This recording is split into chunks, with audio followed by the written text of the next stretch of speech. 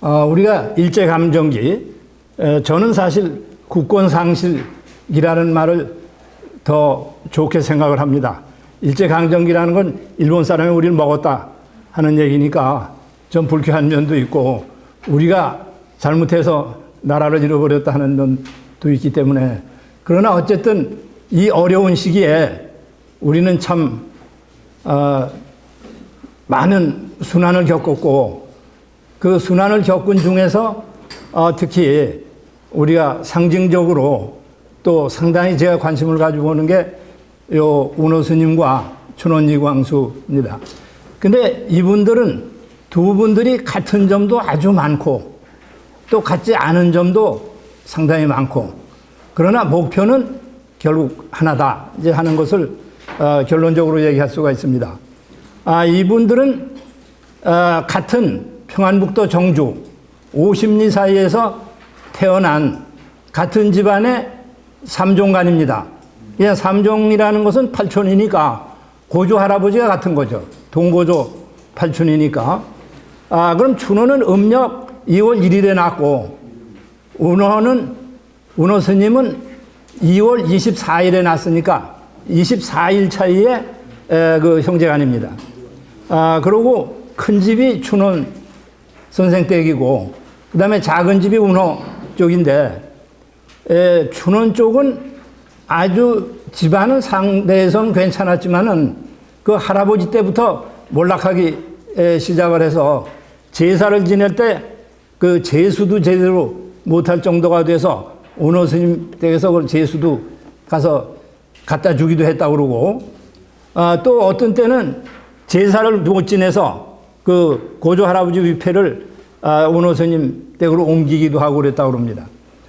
그리고 알다시피 이분들은 같은, 그렇게 나이도 같고 같은 고향에서 나왔지만은 아주 일생 동안 서로 다른 교육의 환경이 다르고 활동이 다르고 상당히 다르게 살았지만은 그러던 끝에 와서는 같이 함께 또 살기도 하고, 그리고 이룬 업적이 많이 다르지만은 그러나 결과적으로는 같았고, 그러나 제가 여기서 한 가지, 아마 우리나라에서 어떤 분도 얘기하지 않은 한 가지 그 당시 우리가 고생하는 형태의 인간형을 하나 이제 중심으로 해서 얘기를 해볼까 합니다.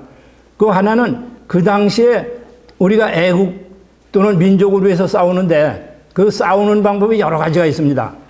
제가 중국 역사를 하기 때문에 중국 역사에서 이타고라는 분이 얘기한 그런 살아가는 형태, 그것을 중심으로 해서 생각을 해봅니다. 뭐냐면 어려운 시기에 그 지식인이라는 사람들이 살아가는 방법 중에는 어떤 방법이 있냐 하면, 신은 몸을 숨긴다. 몸신자, 숨기는 자. 그냥 어려운 시기에는 몸을 숨기는 방법이 있습니다. 그냥 운호 스님은 독립운동을 하다가 스님이 됐으니까 몸을 숨긴 거죠. 예? 그러면 춘원지 광수는 독립운동이 아니라 그것은 세상에 나와서 싸워서 사는 사람이니까 몸을 숨길 수는 없어요. 그러나 마음을 숨길 수는 있습니다. 그래서 심은, 마음을 숨긴 심은. 그래서 춘호는 심은으로 살았고, 어떤 면에서 운호 스님은 몸을 숨기면서 살았다. 그러면 처음에 이광수는 일본에 유학을 할 때 생각이 정치가가 되고 변호사가 돼서 몰락한 집안을 일으키겠다는 대단한 기계를 가지고 시작했는데, 보니까 일본 치하에서는 도저히 정치로서 자기가 생각하는 것을 이룰 수가 없다 하는 걸 벌써 10살 중간에 깨닫습니다. 그래서 거기서 얘기한 것이, 우리가 할 수 있는 것은 문화의 명인이 되는 거다. 문화의 명인. 그냥 이름 명자죠. 문화로서 각 분야에 유명한 사람이 되는 거다. 이것은 상당히 그분의 이제 벌써 굴절을 한 거죠. 방향을 바꿨습니다. 이제 정치 그쪽에서부터. 그러니까 우리가 결론적으로 얘기했을 때 무슨 문제를 하나 생각할 수 있느냐면, 요 며칠 전에 저 교수님이 이런 글을 하나 쓴 걸로 봤습니다. 그 백범 김구 선생의 백범일지 그 드머리에 있는 나의 소원, 그 문화를 굉장히 칭찬하는 그것에 대한 논란이 많지 않습니까? 백범일지를 뭐 아주 좀 과격하게 보는 분은 춘원이 쓴 거다 그렇게 얘기하는 거고요. 또 그렇지 않고 일반적으로 얘기해서는 춘원이 교정 그거를 했다. 그 점은 대개 인정을 합니다. 거기까지는. 그러면 거기서 백범 김구 선생의 문화에 대한 생각, 또 춘원이 일생 동안 문화에 가진 거, 그 다음에 특히 일본 시대 하에서 다른 거는 할 수 없이 문화밖에 안 된다는 이런 문제가 우리가 계속 관련해 논란이 있을 수 있는 문제입니다. 과연 이거를 뭐 어느 쪽이 옳다 그러다 하는 문제보다도 이 문제는 상당히 우리가 춘원 연구학회에서도 그렇고 또 춘원에 관심을 가진 분들이 이제 많이 얘기를 합니다. 그래서 그 정도로 우리가 서론적인 말씀은 드리고, 요 다음에 요거, 그래서 그 지금 말씀하신 거 사실 그거지만은 국권의 상실 시대에 있어서는 우리가 그때 사는 사람으로서는 선택이 강요될 수밖에 없었습니다. 제한이 되고 또 지식인들의 역할이라는 것도 강제될 수밖에 없었고, 그러니까 저항을 하면서 협력도 하고 또 은둔하는 방법도 있고 여러 가지가 오는데, 그래서 저는 이 시대에 살았던 사람은 어차피 누구든 굴절을 겪지 않을 수가 없다 하는 생각을 합니다. 굴절, 자기를 아까 춘원처럼 꺾어 들어가야 되고, 특히 나중에 말씀드리겠지만 은호 스님은 만주에서 독립운동을 하던 사람이 스님으로 됐잖아요. 상당한 굴절이거든요. 그러니까 이런 점에서 우리가 이 시대를 보면서 이분들이 어떻게 살아갔나 이제 하는 점을 보면 되겠습니다. 자, 그 다음에 여기에 이제 아까 말씀드린 대로 같은 해에 같은 달에 났으니까 뭐 같은 건 말할 수도 없으냐. 문중이 같고, 그러나 환경은 춘원은 아주 가난하고 12살 때 부모가 다 돌아가고 고아가 됐고, 그 다음에 은호 스님 댁은 아주 부자였습니다. 그 머슴도 있고, 그래서 항상 그 춘원이 부러움을 받는 부자였죠. 그러면 고아가 된 이광수는 결국 동학 땅에 동학교에 그 박대령이라는 분을 따라서 가다가 서울로 오게 되고, 서울에서 사실은 어떻게 지나가다 뭐 얻어들은 일본 책 같은 거를 보고 공부를 했는데 일본어 교사도 되고 일본 유학을 가게 돼서 그러니까 아주 어린 나이로 14살 어린 나이로 일본에 유학을 가게 되죠. 그러니까 여기서 두 사람을 보면 참 재미있는 것은 은호 스님은 아주 부자라서 부유하게 집에서 했는데 사실은 20살이 될 때까지 한문만 배우고 그 학교를 가지 않았습니다. 그냥 학교를 갔다는 게 나중에 한일 합방이 되던 그 해에 도산 안창호가 세운 대성학교를 들어갔어요. 그때는 중학교, 초등학교를 구분할 수가 없죠. 처음 들어간 거니까 학교를. 그런데 그 이듬해 배고인 사건이 나서 학교를 그만둬서 은호 스님이라는 분은 일생 동안 학력이 그 학교 2학년 때 올라가서 중퇴니까 그게 전체 학력입니다. 그러나 그 가난해서 고아가 된 춘원은 그 당시에 동아시아에서 가장 발달된 선진국가 일본에 가서 학교를 다녔다고 하는 것은 그것은 뭐 아주 천지차에 이제 교육의 차이가 벌어지는 거죠.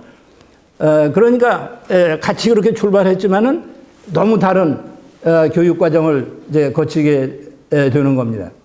그래서 춘원은 벌써 그 당시에 문필로서 이름을 떨리게 되고, 그 다음에 1910년 되면 벌써 이미 그 정주에 우리가 유명한 그 오산학교 교사로 오죠. 그때 오산학교의 교장이 남강 이승훈입니다, 이제.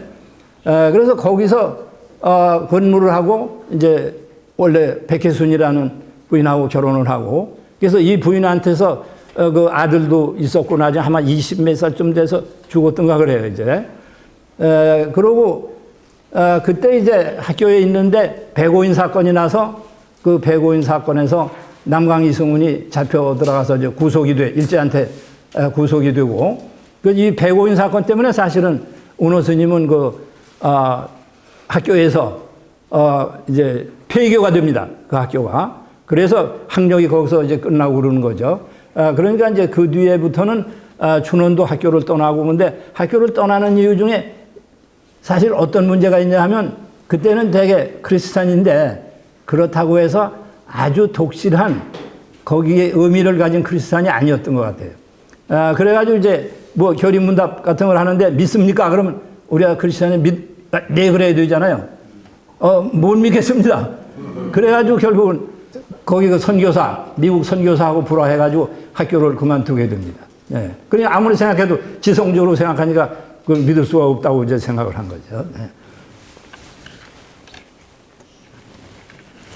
예. 그리고 사실은 준원이 그때 어떻게 하려고 그랬느냐 하면 유럽을 가려고 그랬습니다. 그때 젊은 지식인들이 유럽을 많이 갔습니다. 그러니까 도산 안창호가 아니라, 안호상이요. 원교부 장관 하던 안호상.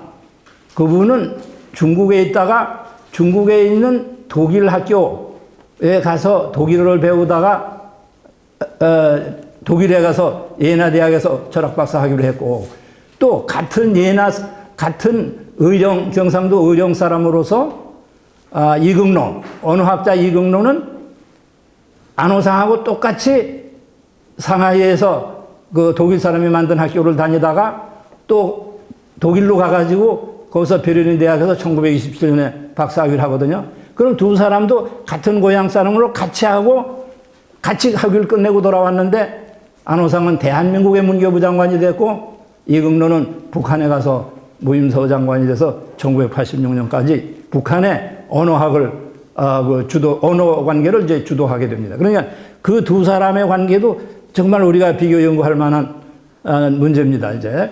그리고 여기 우리 운호 스님과 이광수 이 문제도 그렇고, 그런데 1919년 이제 김성수, 동아일보의 김성수 씨의 후원으로 다시 와세다 대학으로 가게 되고, 16년에 매일신보에 무정을 씁니다. 무정은 우리나라 현대문학의 시작입니다. 여기서부터. 1917년은 나오는데 아주 유명한 글이죠. 그러니까 그 당시 문학을 이렇게 생각하면 됩니다.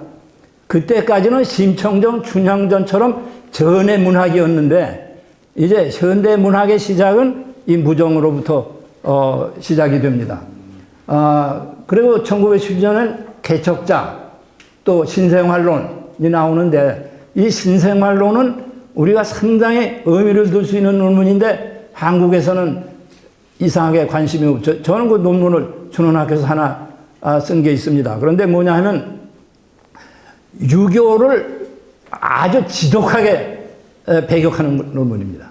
그래서 이거를 발표하고 나서 그냥 유림에서 들고 일어나가지고 저는 내쫓고 앞으로 글도 못 쓰게 하라고 난리를 치고, 그래서 거기서 얘기하자면 쉽게 얘기해서 이런 문장이 나옵니다. 우리가 부모의 산수를 잘 쓰고 제사 잘 지내려고 그런 짓 하지 말고 무덤을 파헤치더라도 자식들 교육에 충실해라. 그리고 정치, 경제, 사회 모든 문화에서 유학 때문에 망가졌다는 겁니다. 근데 무학에는 특히 성리학입니다. 양명학에 대해서는 부정을 덜 하는데 이 성리학에 대해서 그래요. 그러면 이 문제는 우리가 문학하는 분들이 별로 그 문제에 더 신경을 안 쓰는데, 사실은 1910년대 중국에서 엄청난 유교 비판 운동이 벌어집니다. 오사운동 시기에. 이것을 중국 사람은 뭐라 하냐, 타공가점입니다. 타공가점. 그냥 공자의 상점을 때려 부셔라. 중국 자체를 공자의 상점이라고 그랬거든요. 그래서 그 오후 같은 사람은 심지어 어떤 얘기를 하냐면, 흐린 예교, 저런 류리자라고 해서 사람을 잡아먹는 것과 유교, 사람을 잡아먹지 않고는 유교라는 예교가 성립될 수 없다. 지독하게 비판합니다. 그런 사태가 가면서 민족주의 계열하고 공산주의 계열이 갈라지는 거죠, 거기서. 그게 19년이니까 그 19년을 지나서 21년에 중국 공산당이 바로 창당이 되고 그 오사운동을 주도한 사람이 북경대학의 진독수 이대수인데 한 사람은 도서관장이고 그 진독수는 문과 학장인데 바로 그 사람이 그 두 사람이 공산당을 이제 세운 사람들이거든요. 그래서 이 하여튼 유림에서 뭐 들고 일어나고 이 글을 연재하다가 중단하고 뭐 난리가 날 정도죠. 그리고 이제 준호는 특히 그 다른 문제입니다만은 자기도 이제 할아버지가 돌아간다고 그래서 이제 왔는데 오면 그 제사 요란하게 지내야 되잖아요. 우리가 100년 좀 생각해 보세요. 소상 대상 그다음에 장가도 안 갔으면 여기다가 뭐 얘기하고 저 건도 못 쓰거든요. 승중으로 뭘 하고 이러는데 그런 거 하지 말라고 다 집어치라고 야단을 하고 그러니까 그냥 옆에서 저런 불쌍놈 같은 놈이 어디 있냐 그래가지고 뭐 난리가 나고 이제 그러는 거죠. 그러니까 그 젊은 나이로서 가장 선진화된 일본 문화를 접하고 나서 이게 뭐냐 이래가지고 나라가 하고서 이제 막 분개하죠. 그냥 나중에 우리가 일반적으로 그런 얘기를 하지 않습니까? 젊었을 때 공산주의자 아닌 사람이 없고 또 40대에서 공산주의자인 사람 없다고 이제 그런 얘기를 하는데 그 당시에 대단히 그 사회 문제에 대해서 불만을 가졌던 이제 그런 시대입니다. 그리고 우리가 10년대 말에 가면 일본에서 유학을 하면서 1919년에 독립운동에 대단한 기여를 하는 게 28 독립선언서를 기초로 하지 않습니까? 밖에서 일본 형사들이 그 보초로 쓰고 있는 그 집에서 그 안에서 며칠에 걸려서 그 도쿄 유학생단의 독립선언서를 기초로 했잖아요. 그 놀라운 일이죠. 적의 수도에서 보초로 쓰는 가운데서 그거를 해가지고 28 독립선언서를 발표하기 전에 이제 발표하면 어차피 잡혀가니까 그냥 탈출하는 겁니다.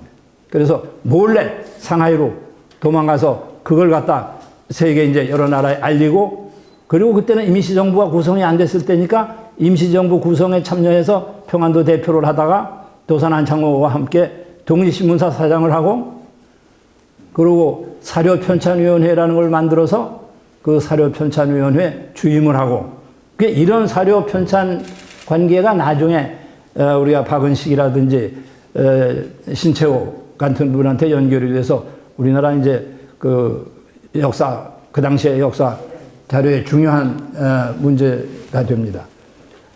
그런데 여기서 이제 사실 우리가 말이 그렇지 굉장히 어려웠다 그럽니다. 그때 독립운동이 돈도 없고 사상이나 어떤 갈래의 분란도 많고 그래서 안호상 씨가 쓴 회고록에 의하면 안호상 씨도 그때 옆에 있었는데 하도 싸움들만 하고 그래서 자기가 비행기를 가지고 일생 동안 비행기를 자기가 연구해가지고 하려고 그랬는데 그 독립운동 하던 사람이 싸움하는 거 보고 이거가 아니라 우리나라 사람 마음을 좀 제대로 고치고 그래야 되겠다. 그래서 자기가 철학을 했다고 그러는 겁니다. 네. 그러니까 그러면서 그 춘원 얘기도 하면서 그냥 하도 힘들고 그리고 아주 어려서부터 맨날 피토하고 쓰러지고 그냥 아주 일생 동안은 병동이거든요. 춘원이. 그냥 부인이 산부인과 의사인데 부인이 맨날 살려내고 그냥 그러고 그 많은 소설을 썼지만은 그 연구하는 분들 얘기는 그 많이 쓴 이유가 그 원고로 받아서 치료비 하느라고 그랬다고 그래요. 뭐 집은 가난하고 여러 가지 살기가 어려우니까 그리고 실제 생활은 그래도 부인이 산부인과 의사니까 뭐 집에 거는 뭐 거의 아마 도움도 못 주고 이제 그랬던 것 같아요 이제.